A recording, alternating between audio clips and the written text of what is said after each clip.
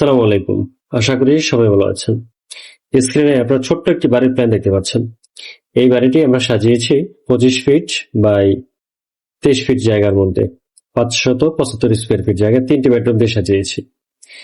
এই বাড়িগুলা বা এই বাড়ির প্ল্যানটি মূলত আমি সাজিয়েছি তাদের জন্য, অনেক প্রবাসী ভাইয়েরা আছেন যারা এরকম ছোট্ট জায়গার মধ্যে বাড়ি তৈরি করার স্বপ্ন দেখেন, এবং আমার দেশে অনেক চাকরিজীবী এবং ব্যবসায়ী ভাইয়েরা আছেন যারা গ্রামে ছোট্ট একটি বাড়ি তৈরি করে বসবাস করতে চান। বেসিক্যালি কেরানীগঞ্জ বা পুরান ঢাকার আশেপাশে যারা বসবাস করেন, পুরান ঢাকায় অনেক ফোন আসে আমাদের কাছে ছোট্ট ছোট্ট জায়গার বাড়ির প্ল্যানের জন্য। তো আমরা মূলত তাদের জন্যই এই ভিডিওটি আজকে উপস্থাপন করছি, যাতে করে আপনারা ছোট্ট জায়গাটি থেকে একটি ধারণা লাভ করতে পারেন। তো এইখানে আমরা সিঁড়ি ছাড়া প্রথমে দেখাচ্ছি, তারপরে সিঁড়িটি কিভাবে করতে হবে সেটিও আপনাদেরকে দেখিয়ে দিব। ধৈর্য সহকারে পুরো ভিডিওটি দেখুন। আর এই বাড়িটিতে আমরা 9টি কলাম দিয়েছি। আমি আপনাদেরকে ধারাবাহিকভাবে এটা ব্যাখ্যা দিচ্ছি। তো এইখানে 575 স্কোয়ার ফিট জায়গা, 1.5% জায়গা যেহেতু কম, 1% চাইতে সামান্য একটু বেশি জায়গা প্রয়োজন পড়বে হচ্ছে বাড়িটি তৈরি করতে।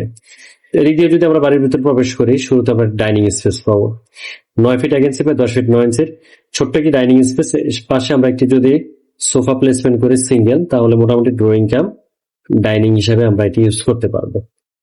তারপর হচ্ছে এই পাশে আমরা কমন টয়লেটই দিয়েছি 6 ফিট 2 ইঞ্চি বা 4 ফিটের স্ট্যান্ডার্ড সাইজের।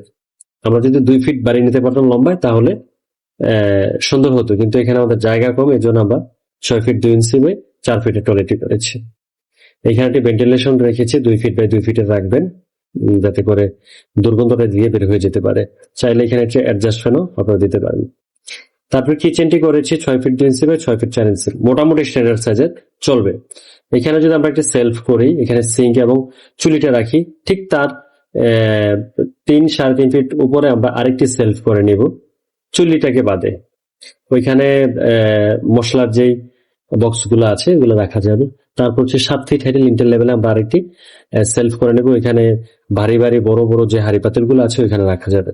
তাহলে কিচেনটি সুন্দর করে ইউজ করা যাবে। বড় একটি জানালা দিব যাতে করে মশলার বা রান্নার ঘ্রাণটা এই দিকে চলে যায়। তো হচ্ছে কিচেন। তারপর হচ্ছে আমাদের একটি বেডরুম এখানে আমরা প্লেস করেছি 12 ফিট বা 11 ফিটের স্ট্যান্ডার্ড সাইজের বেডরুম।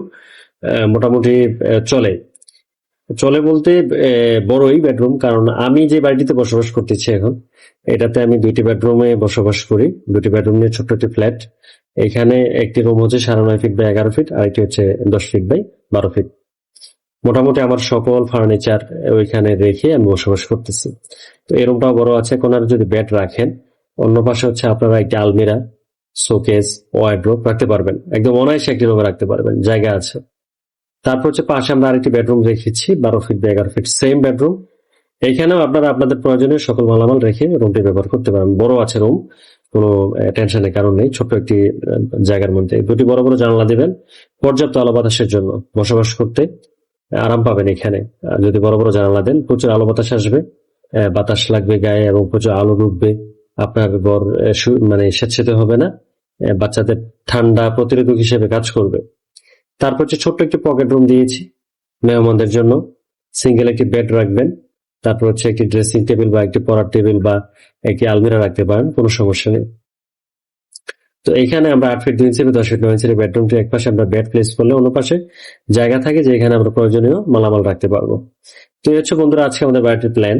আমরা টোটালি ছোট জায়গায় 3টি বেডরুম পাচ্ছি, পাশাপাশি একটি টয়লেট, কিচেন, একটি মাস্টার ডাইনিং স্পেস, কমপ্লিট একটি ফ্ল্যাট পাচ্ছি। যারা একতলা করবেন গ্রামে, যে আমি বেশি করব না, বাজেট বেশি নাই, এটুকু হলেই চলবে, তাদের জন্য মূলত আমরা সিঁড়ি ছাড়া করেছি। আর যদি আপনার পাশে জায়গা থাকে, এখানে একটি স্টিলের সিঁড়িতে ছাদটা ব্যবহার করতে পারেন। এখানে ছোট ছোট ফুলের টব দিয়ে ফলের গাছ টাছ লাগিয়ে ছাদটা ব্যবহার করতে পারেন, কারণ ছাদটাকে বেকার ফেলে রাখা কোনো লাভ নেই।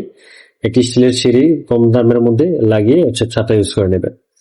আর যারা ফাউন্ডেশন দিবেন অর্থাৎ উপরের দিকে যেতে চান, তারা মূলত চাইলে 2টি রুমে বেশি করতে পারবেন না। তো এখানে আমরা এটা সাজিয়েছি কিভাবে করতে হবে।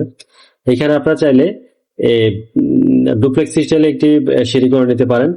যদি 2 তলা করেন, কেউ ডুপ্লেক্স করতে চান, যেমন 2টা ফ্লোর হলেই হবে, তাহলে এভাবে করতে পারেন। আর যদি কেউ এটা ভাড়া দিতে চান যে ভাই আমি 3 তলা 4 তলা 5 তলা পর্যন্ত করব, পরে হচ্ছে প্রতিটা ফ্লোর ভাড়া দিব, একটাতে আমি থাকবো বা 2টাতে আমি থাকবো, বাকিগুলো ভাড়া দিয়ে দিব, তাহলে হচ্ছে সিঁড়িটাকে আমাদেরকে দিতে লম্বা করে নিয়ে আসতে হবে।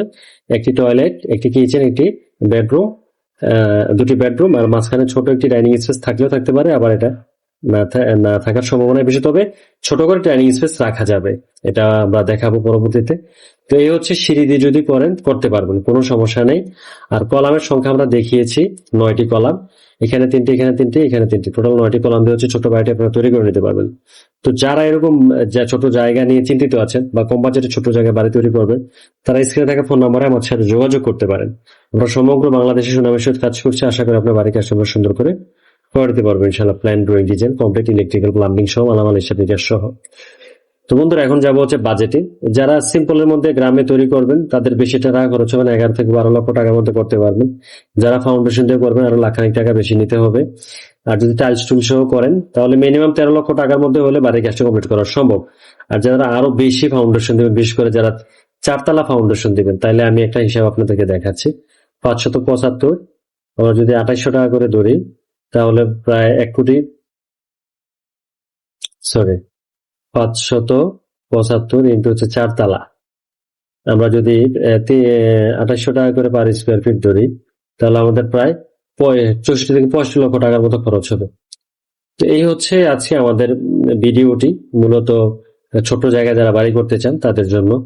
তো আশা করি আপনাদের ভালো লেগেছে যারা ছোট বাড়ি তৈরি করার চিন্তা করছেন। এখানে প্ল্যানটা মেইন ভাই, এখানে 3D ভিউ দেখে আপনি কি করবেন, যদি প্ল্যানটা সুন্দর করে সাজানো না যায়, আপনি প্ল্যান সুন্দর করে সাজানো করে 3D আপনি আপনার মনের মতো করতে পারবেন, জানালা ডিজাইন করতে পারবেন, উপরে প্যারাপেট ওয়ালে ডিজাইন করতে পারবেন, সামনে চাইলে একটু কারুকাজ করতে পারেন, অনেক কিছু করা যাবে। প্ল্যান, সুন্দর একটি প্ল্যানের উপরে অনেক কিছু করা যায়, এটা আমরা করে দিব। প্ল্যানটা পছন্দ হয় কিনা সেটা দেখেন, আর আপনার জায়গার সাথে সমন্বয় হয় কিনা, বাজেটের সাথে সমন্বয় হয় কিনা সেটা দেখেন। দেখার পরে সিদ্ধান্ত নেন, আমাদেরকে জানান, আমরা সুন্দর করে ড্রয়িং ডিজাইন করে দেবো ইনশাল্লাহ। তো বন্ধুরা আজকে এ পর্যন্ত। আল্লাহ আপনাদেরকে সুস্থ এবং নিরাপদ রাখুন সে প্রত্যাশায়। আল্লাহ হাফেজ, আসসালামু আলাইকুম।